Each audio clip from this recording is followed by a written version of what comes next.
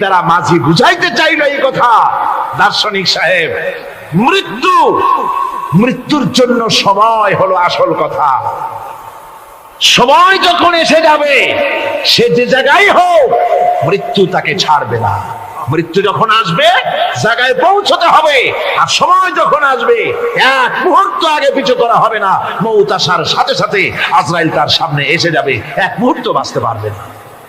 সুতরাং মুমিন ব্যক্তি তার দিলের মধ্যে মৃত্যু সম্পর্কে কোন ধরনের ওই ধরনের চিন্তা থাকবে না। পরানটা নিয়ে কোন রকম নিবাসী এরকমের চিন্তা থাকবে না।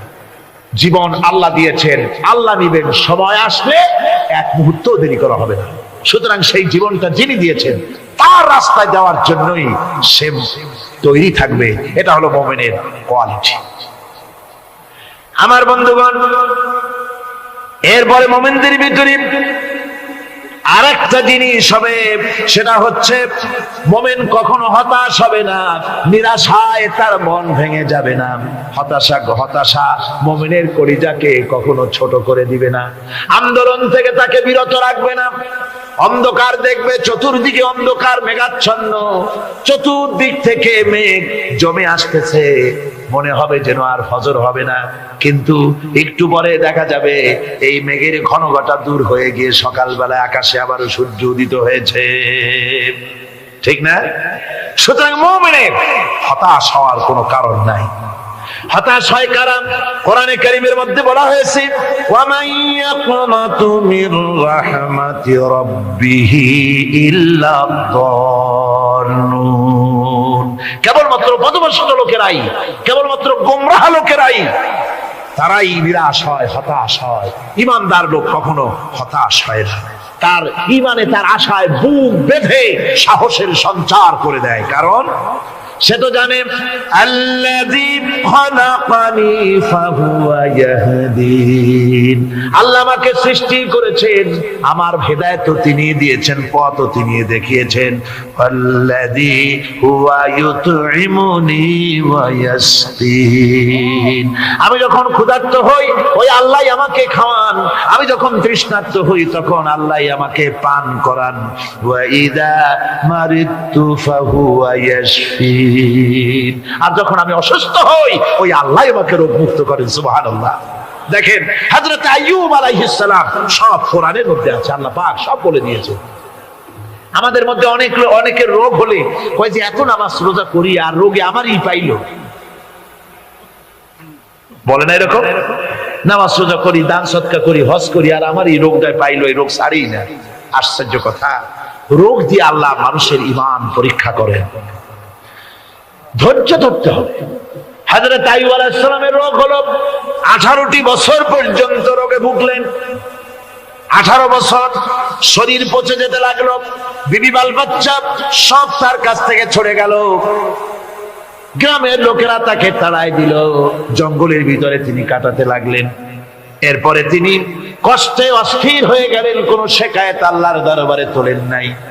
বলেছেন, আয় আল্লাহ পাক, আমি দারুণ ভাবে রোগগ্রস্ত হয়ে পড়েছি, আর তুমি রহমান রহিম। হযরত আইয়ুব আলাইহিস সালাম 18টি বছর রোগ ভোগ করার পর যখন তিনি লক্ষ্য করলেন শুধু শরীরের ভিতরেই পোকা না, এবার পোকা জিহ্বার মধ্যে শুরু হয়ে গেছে, জিহ্বায় পোকা ধরেছে, গায়ের গোশতে পোকা, পুষ পোকা, পচে পচে শরীর পড়তেছে, জিহ্বার মধ্যেও পোকা হয়ে গেছে। হযরত আইয়ুব আলাইহিস সালাম এবার আল্লাহর দরবারে হাত তুলে বলেন, রব্বুল আলামিন, এতদিন কোনো কথা বলি নাই, 18টি বছর পর্যন্ত হাসি মুখে আমি সহ্য করে চলছি, তুমি রোগ দিয়েছো বলার আমার কিছুই নাই, কিন্তু এবার অবশ্যই শিকায়েত করব, যেহেতু আমার জিহ্বায় পোকা ধরেছে। মাবুদ, আমার জিহ্বায় পোকা দিও না, আমার জিহ্বায় যদি পোকা হয়ে যায় তাহলে তোমার মতো আল্লাহর জিকির আমি কি দিয়া করব? আয় আল্লাহ, জিহ্বাটা সুস্থ রাখো যাতে করে তোমার জিকির করতে পারি। সুবহানাল্লাহ। আমার আল্লাহ রাব্বুল আলামিন পরিষ্কার করে কোরআনে কারীমের মধ্যে বলে দিলেন, আমি আইয়ুব আলাইহিস সালামের আইয়ুবের রোগ মুক্ত করে দিলাম এবং তার হারানো সব সম্পদ আমি তাকে দান করে দিলাম। মুমিন বান্দা যারা, তারা রোগে শোকে এভাবে কাতর হবে না, নিরাশ হবে না, মনে করবে আল্লাহ রাব্বুল আলামিন আমাকে পরীক্ষা করছেন, এরপরে নিয়ামত আসবে, হতাশা তাকে পেয়ে বসবে না। দেখেন ইউসুফ আলাইহিস সালাম, তাকে কুয়ার মধ্যে ফেলে দিল কারা? ভাইরা কুয়ার মধ্যে ফেলে দিল। কুয়ার মধ্যে ফেলানো হয়েছে, ভাইরা মনে করলো এটা মরণ কুয়া, এটা মৃত্যু কূপ, এখানে ইউসুফ আলাইহিস সালাম শেষ হয়ে যাবে। কিন্তু ওই 11 ভাইরা জানতো না এটা মৃত্যু কুয়া নয়, এটা হচ্ছে একদিকে কুয়ার মুখ আর একদিকে মিশরের সিংহাসন। এটা কেনানের কুয়ার মধ্য থেকে ইউসুফ আলাইহিস সালাম ঢুকলেন, এটা একটা টানেল, সুড়ঙ্গ পথ। কুয়ার এক মাথা দিয়ে ঢুকলেন, আর এক মাথা দিয়ে মিশরের সিংহাসন দখল করলেন। সুবহানাল্লাহ। আল্লাহ কোথা থেকে কোথায় নিয়ে গেলেন। হযরতে ইয়াকুব আলাইহিস সালাম সন্তানের শোকে অস্থির হয়ে গেলেন, সন্তানের শোকে অস্থির হয়ে গেলেন, কিন্তু তিনি নিরাশ হন নাই, হতাশ হন নাই। তিনি বলেছেন ফাসাবরুন জামিল আসাল্লাহু আইয়াতিয়ানি বিহিম জামিআন ইন্নাহু হুয়াল আলিমুল হাকীম। ফাসাবরুন জামিল, আমি উত্তম ধৈর্য ধারণ করব এবং আমি আশা করি অতি শীঘ্র আল্লাহ রাব্বুল আলামিন আমার যা আমি হারিয়েছি আমাকে আল্লাহ পাক মিলাই দিবেন। সুবহানাল্লাহ বিহামদি। আর আল্লাহ পাক হযরত ইয়াকুব আলাইহিস সালামের কাছে হযরত ইউসুফকে মিলাই দিলেন। সুবহানাল্লাহ বিহামদি। সুতরাং মুমিন ব্যক্তি কখনো নিরাশ হবে না, হতাশা নিরাশায় তার মন ভেঙে দেবে না। দেখা যাচ্ছে ইসলামী আন্দোলন আর বুঝি রইল না, বুঝি শেষ হয়ে গেল। চতুর্দিক থেকে বন্য হায়নারা অস্ত্র নিয়ে, বিদেশি টাকা নিয়ে, সম্পদ নিয়ে চতুর্দিক থেকে হামলা শুরু করেছে, আর বাঁচার পথ নাই। ইসলামী আন্দোলন বুঝি শেষ না। মুমিন যারা, তারা হতাশায় ভোগে না। কি বলেন? হতাশায় ভোগে? মোটেই হতাশায় ভোগে না। তারা মনে করে নিশ্চয়ই এর ভেতরে রয়েছে কল্যাণ। এর মধ্যে কি রয়েছে? আমরা দেখতে পাই হযরত ইউনূস আলাইহিস সালাম মাছে তারে গিলে ফেলে দিল। হতাশায় তিনি হার্ট ফেল করেন নাই। মাছের পেটের মধ্যে যদি কেউ চলে যায়, বেরিয়ে যাওয়ার জন্য কোনো ব্যাকডোর আছে নাকি? কোন পালাবার কোন রাস্তা আছে? মাছের পেটের জানালা দরজা আছে? কিছুই নেই। তিনি হতাশ হলেন না। মাছের পেটের ভেতরে বসে হযরত ইউনূস আলাইহিস সালাম বুক ভরা আশা নিয়ে আল্লাহর দরবারে তিনি ঘোষণা করলেন, লা ইলাহা ইল্লা আনতা সুবহানাকা ইন্নী কুনতু মিনাজ জালিমিন। পড়েন না সবাই, লা ইলাহা ইল্লা আনতা সুবহানাকা ইন্নী কুনতু মিনাজ জালিমিন। হযরত ইউনূস আলাইহিস সালাম বলেন, আল্লাহ তুমি ছাড়া কোনো ইলাহ নাই, তোমার পবিত্রতা ঘোষণা করছি, আমি জালিমদের অন্তর্ভুক্ত হয়ে গেছি। তিনি যখন চিল্লাচ্ছিলেন, মাছের পেটের ভিতরে বসে যখন কাতরুক্তি করতেছিলেন, আল্লাহ বুঝি তখন শোনেন নাই সে কথা? কি বলেন? আল্লাহ বুঝি তখন তন্দ্রায় বা নিদ্রায় ছিলেন না। আল্লাহ পাক কি ঘুমান? তন্দ্রায় যান? লা তাখুযুহু সিনাতুন ওয়ালা নাওম। আল্লাহ রাব্বুল আলামিন বলেন, কোন তন্দ্রা বা নিদ্রা আল্লাহ রাব্বুল আলামিনকে স্পর্শ করে না। হযরত ইউনূস আলাইহিস সালাম যখন মাছের পেটের ভিতরে বসে চিৎকার মারলেন, আল্লাহ পাক বলেন, ইউনূস রে, তোমার ওই ডাক কেউ শোনে নাই।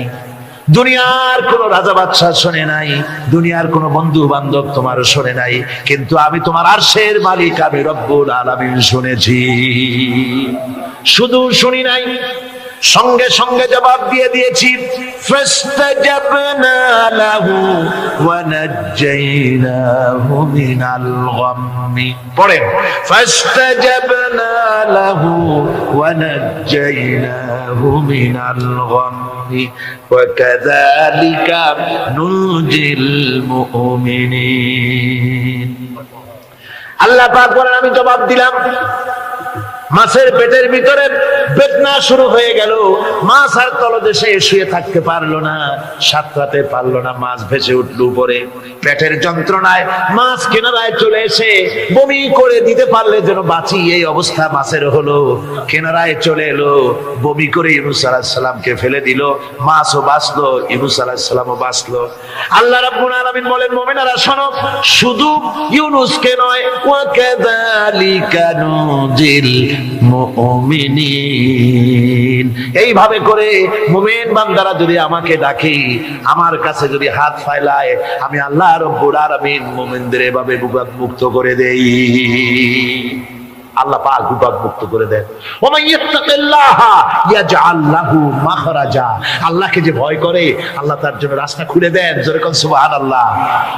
দেখেন ইউসুফ আলাইহিস সালাম, জুলাইখা তাকে আটকায় ফেলেছে ঘরের মধ্যে, তালা দেওয়া, খিল দেওয়া, সিটকানি মারা, পালাবার পথ নাই, চতুর্দিকে উলঙ্গ নগ্ন চিত্র।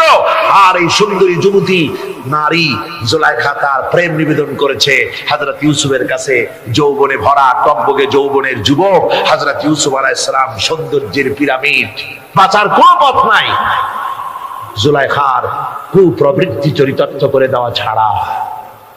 কিন্তু হযরতে ইউসুফ আলাইহিস সালাম আল্লাহ রাব্বুল আলামিনকে ডাকলেন, হতাশায় ভেঙে পড়লেন না, আল্লাহকে ভয় করলেন, আল্লাহকে ডাকলেন।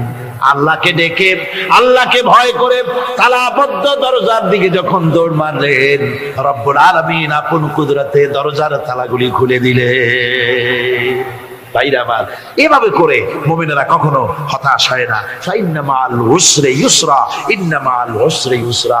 মনে রাখতে হবে, দুঃখ কষ্টের সাথে থাকে সুযোগ সুবিধা, আর প্রত্যেক অসচ্ছলতার সাথে থাকে উদার সচ্ছলতা।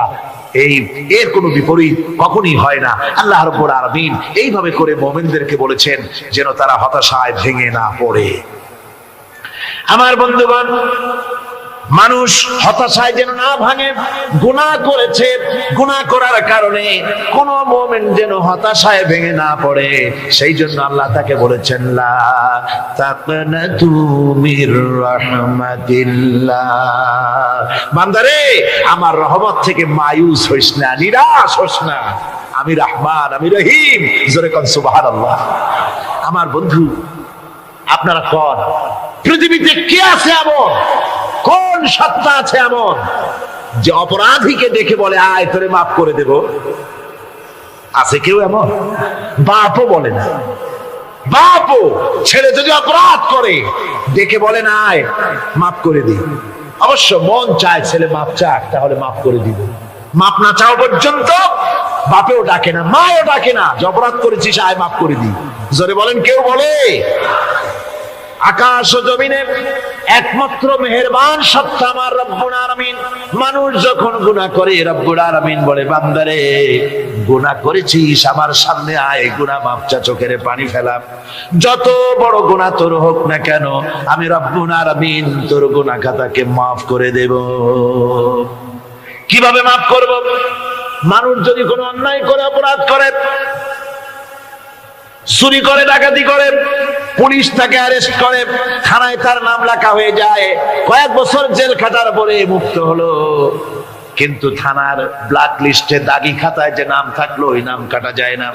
আবার অপরাধ করলো, আবার জেল হলো, আবার মুক্ত হলো, থানায় আরেকবার নাম লেখা হলো। যতবার অপরাধ করবে ততবার থানায় নাম লেখা যাবে, জেল খাটবে, জরিমানা দেবে, কিন্তু কালো খাতা থেকে তার নাম মোছা হবে না। আল্লাহ রাব্বুল আলামিনের অফিসের কাণ্ড ভিন্ন। কোন মানুষ যদি অপরাধ করে, গুনাহ করে যদি রব্বুল আলামিনের দরবারে বিনীতভাবে মাপ চায়, আল্লাহ রাব্বুল আলামিন বলেন, শুধু গুনাহ মাফ করি না, গুনার খাতা থেকেও নামটা আমি আল্লাহ তোমার মুছে ফেলে দেই। গুনাহ আমার কাছে মাপ চাও, আমি আমাকে ডাকো, আমি তোমার কাছে আছি। وَإِذَا سَأَلَكَ عِبَادِي عَنِّي فَإِنِّي قَرِيبٌ। আল্লাহ পাক বলে, বান্দা যখন আমাকে ডাকে আমি বান্দার একদম নিকটে, তার ঘাড়ের চাইতেও নিকটে। ওয়া নাহানু আকরাবু ইলাইহি মিন হাবলিল ওয়ারিদ। আমি আমার বান্দার সারা যে রবের উপরে তার মাথা, এর থেকেও আমি আমার বান্দার বেশি নিকটে। সুবহানাল্লাহ পড়ে। আমি তোমার কাছে, আমার কাছে মাপ চাও, যত বড় গুনাহ হোক। ওয়াকালা রাব্বুকুম উদউনি আস্তাজিব লাকুম, তোমার প্রভু তোমাকে ডেকে বলেছে আমাকে ডাকো, আমি মাফ করে দেব। সুবহানাল্লাহ। কত বড় কথা, আমাকে ডাকো, নিরাশ হয়েও না, হতাশ হয়েও না। আল্লাহর গজব বেশি না রহমত বেশি? আল্লাহর রহমত বেশি। হাদিসে কুদসির ভিতরে এসেছে, আল্লাহ পাক বলেছেন, কোন বান্দা যদি আমার দিকে এক বিগত অগ্রসর হয়, আমার রহমত তার দিকে এক হাত এগিয়ে যায়। কোন বান্দা যদি আমার দিকে হেঁটে আসে, আমার রহমত তার দিকে দৌড়ে যায়।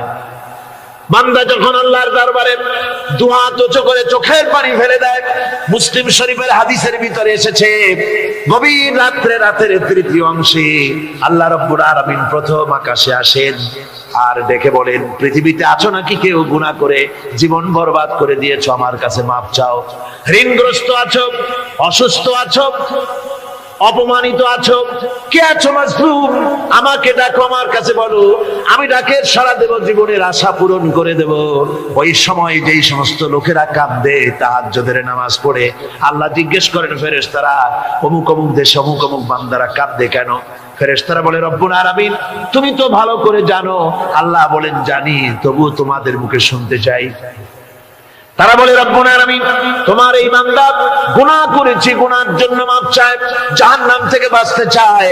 আল্লাহ পাক বলেন, ফেরেশতারা আমার এই বান্দারা আমারে দেখেছে নাকি? বলে দেখে নাই। বলে আমার দোজখ দেখেছে নাকি? বলে না, তাও দেখে নাই। আমার বেহেশত দেখেছে নাকি? বলে না, তাও দেখে নাই।